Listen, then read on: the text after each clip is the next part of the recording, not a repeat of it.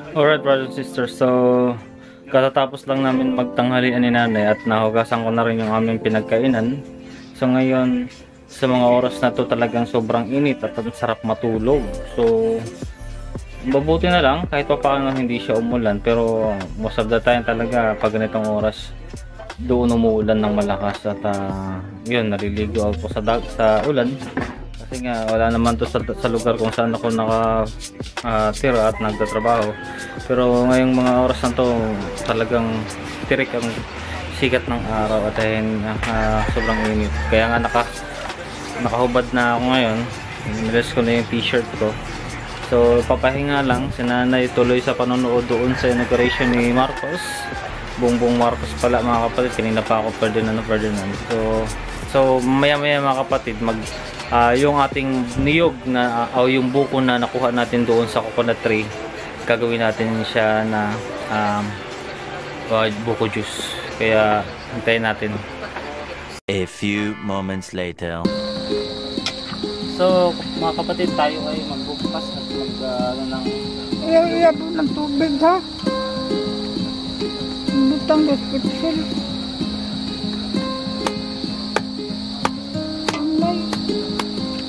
Ay magandang ikuwan.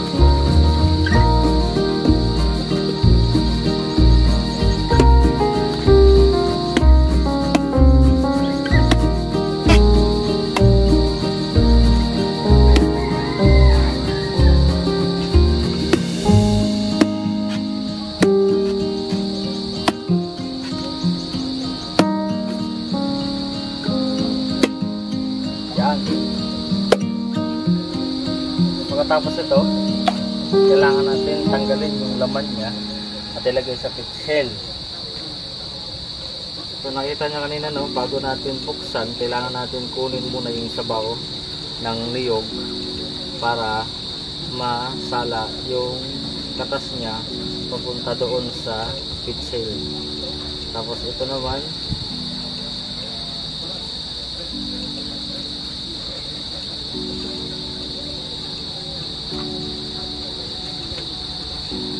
dito natin ilalagay.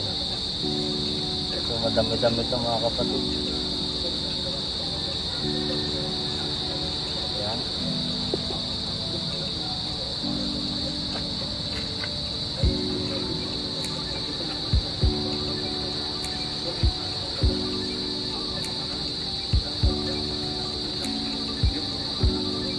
Nakikita nyo?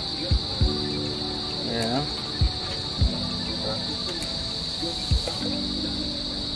Medyo konti lang yung laman pero may 12 na niyog naman tayo, kaya ayos lang.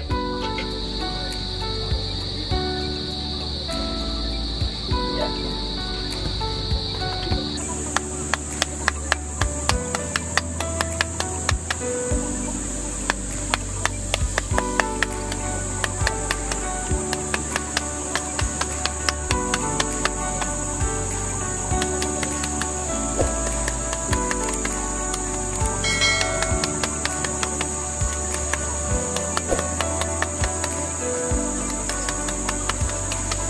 A few moments later. Po yung nagawa natin mga kapatid.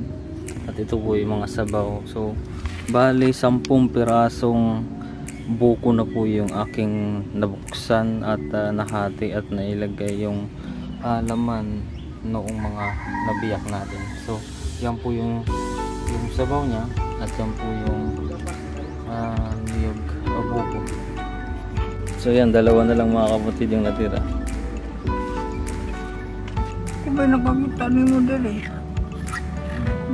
Nagkuha ka sa para.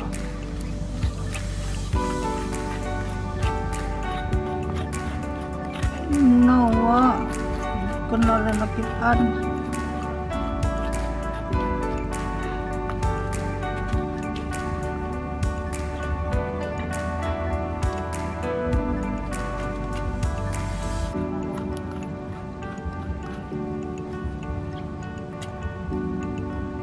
So, lalagyan natin siya ng gatas mga kapatid.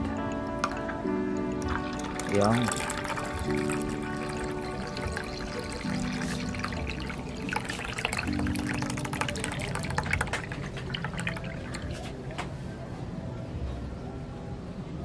Yung.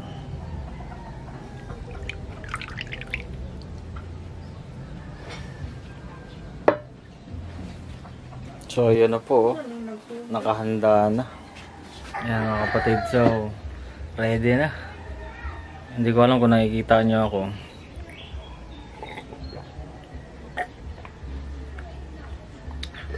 Sarap.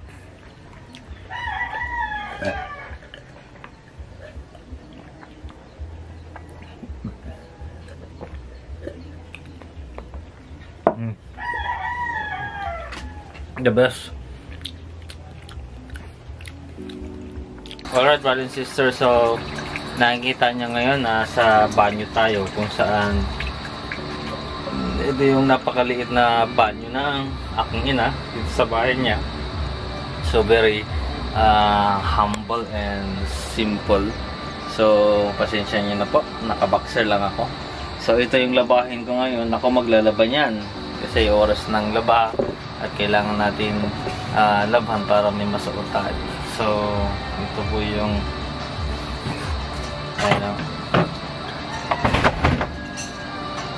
kinadora. So wala po tayong tinatago dito dahil lahat nakikita. So, labang muna tayo mga kapatid.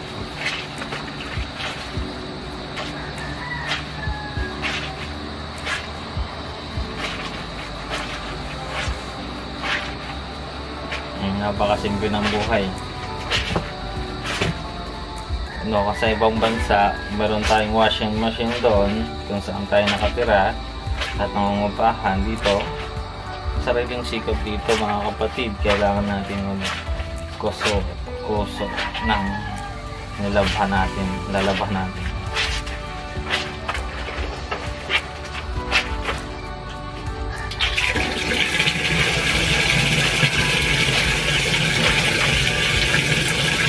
Kita niyo, no? So,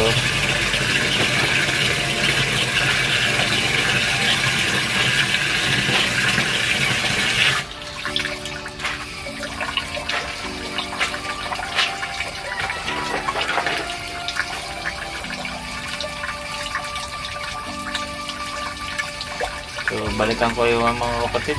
Kailangan ko lang tapusin to.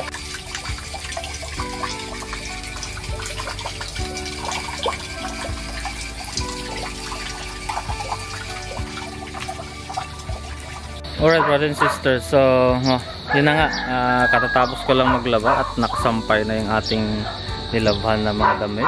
Ayan po, so makikita nyo, hindi naman masyadong maraming nilabhan ko, pero syempre kailangan natin maging malinis at maayos palagi kaysa naman matambakan tayo. So ginagawa namin dito usually everyday, yung gawain pambahay talaga, nagagawa talaga yon kasi nga mostly yung nanay ko lang naman nandito, ngayon din yung nanay ko ang ginagawa, minsan nagtitinda sa labas doon sa eskwelahan, and then kung may pagkakataon Dalo sa mga kamag-anak, sa mga kaibigan, pero madalas lang yun. So mostly si nanay kasi mahilig mag-isa at mahilig din mag-stay na lang sa bahay. Kung wala naman siyang importanteng lakad, di nasa bahay lang siya. So as long as nandito ako, habang nandito ako yung mga tumutulong at gumagawa sa gawaing bahay. Napakasimpleng mga bagay lang naman at mga gawain sa bahay.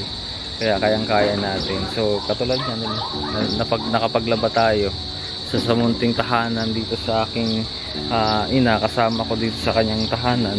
So napakahalaga sa akin na makasama ko siya kahit sa ilang saglit lang na panahon.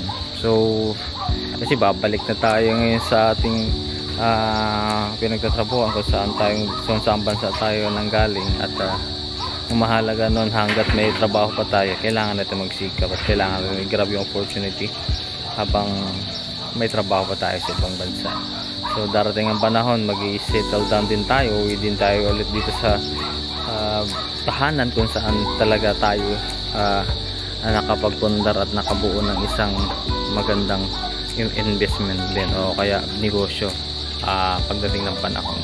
So salamat sa ating Panginoon dahil lahat ng ito, lahat ng bagay na meron tayo nakatadhana at ibinigay talaga sa atin. So ang Panginoon ang nagtatalaga at nagbibigay sa atin ng lahat ng mga bagay na meron tayo ngayon. So kung ano man yung pangarap natin sa buhay, no, o ano man yung mga desires natin sa ating mga sarili, that the Lord will do the plan for you, and the best plan is in the Lord, through our God, the Father in heaven, Lord Jesus Christ and the Spirit. Yun po mga kapatid. So nakikita nyo po yan. So nagsisiga si nanay kada hapon. Mostly ang nangyayari, yung mga pinagwalisan ng mga tuyong dahon, mga basura na pwede naman sunugin na lang, o kaya yung mga bagay na hindi na ginagamit katulad ng mga lumang kahoy, yung mga ganggaling sa mga tanim na tuyo na, tulad yan, nakita nyo yung pagkuha natin ng buko sa coconut tree. So niyog at saka buko. So mayroon tayong ilang mga tangkay yung tawag pala doon sa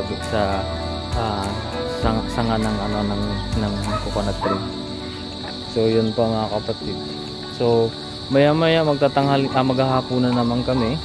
So this vlog is for the whole day routine of our daily task sa bahay mismo, sa tahanan ng aking ina. Yan na, busy si nanay kung ano-anong pinagagawa. Actually yan talaga yung gawain ng ating mga ina sa tahanan, no? Hindi talaga sila na titigil sa kung anong dapat, anong ginagawa nila. So napakaabala nila at napakadami nilang mga ginagawa. Minsan pa nga hindi natitigil yung pagpapaalala, pagpapa-remind, no? So napakabala ng aking ina. So mga kapatid, mamaya kakain na naman ulit tayo. Samahan nyo kami hanggang sa pagtulog natin sa gabi at umaga. So panibagong bukas na naman. So salamat sa ating Panginoon, no? So yan yung mga kapitbahay natin. Ilibot ko lang ulit kayo. Medyo madilim na kasi. Pag pumasok ka ngayon sa bahay, hindi mo na makita yung malinaw yung lugar kasi wala pa kami, hindi kami nag-iilaw agad pag mga maaga-aga pa, siguro mga mayang alas 7 doon na kami mag-iilaw sa tahanan. Kaya para naman hindi masyadong aksaya sa kuryente, pero syempre naka-under yung electric fan, mainit talaga. Kasi kami dito umaga natutulog at nakakapagpahinga. Ganoon talaga ang buhay, lalo na pagkakasama mo din yung ina ko. So kailangan niya na magpahinga, kailangan niya na matulog. So ganoon din naman ako. Hindi na rin naman kasi ako lumalabas. So spending time talaga together with mother and bonding all the time. Yun lang mahalaga sa akin, kaya ako umuwi dito para maasikaso at malalayan ko din siya. At the same time makasama, no? Yung aking celebration nga sa aking birthday, hindi na kami lumabas o pumunta kung saan pa. Masaya na ako, kompleto kasama ko yung mga kamag-anak, kapatid na at mga anak ng mga kapatid ko. Makita ko lang sila, okay na sa akin yan. So yun po mga kapatid, no? Hanggang sa pagtulog at panibagong bukas na naman sa kinabukasan, subaybayan nyo at patuloy nyo suportahan yung aking channel. Maraming salamat po sa inyong mga buhay. pagpalain kayong lahat. God bless. Ayun po mga kapatid, no? Magandang gabi po sa inyo. Ang oras natin ngayon ay alas 7:15 na. At oras na ng kainan. So, ayan po yung nakakain ngayon na nanay. Same pa rin ang ulam namin kaninang tanghali. Pero masarap naman kasi presko naman yung ulam namin na isda. So, niluto namin kanina yan. Ni nanay pala. Itong isda at saka paksiw na hindi ko alam kung anong klaseng isda, pero anong klaseng isda yan ay? Budloy. Budloy daw sa Bisaya. So sige po, kain po tayo mga kapatid.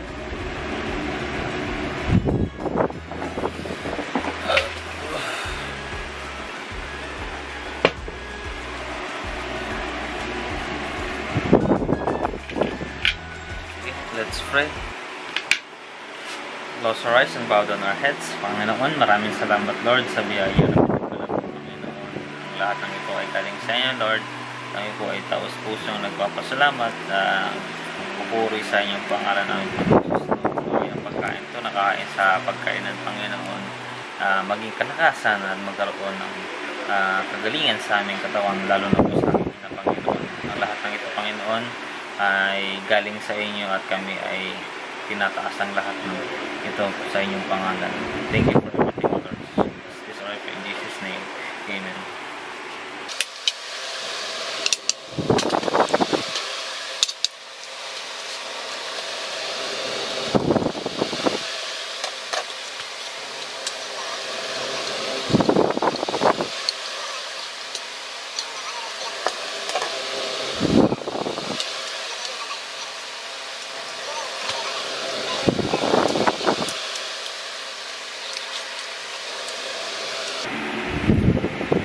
Kain po tayo mga kapatid. So yan aking pagkain. Ako ay nagkakamay lang.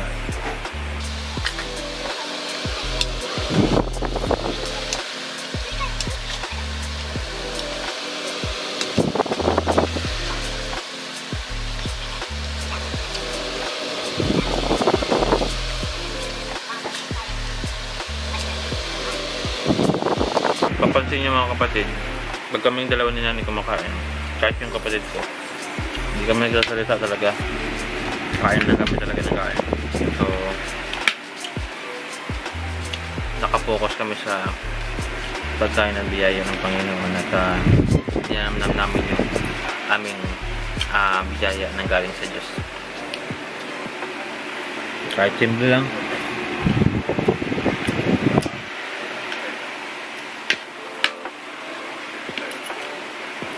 Pero masarap. Lalo na pagluto ni nanay.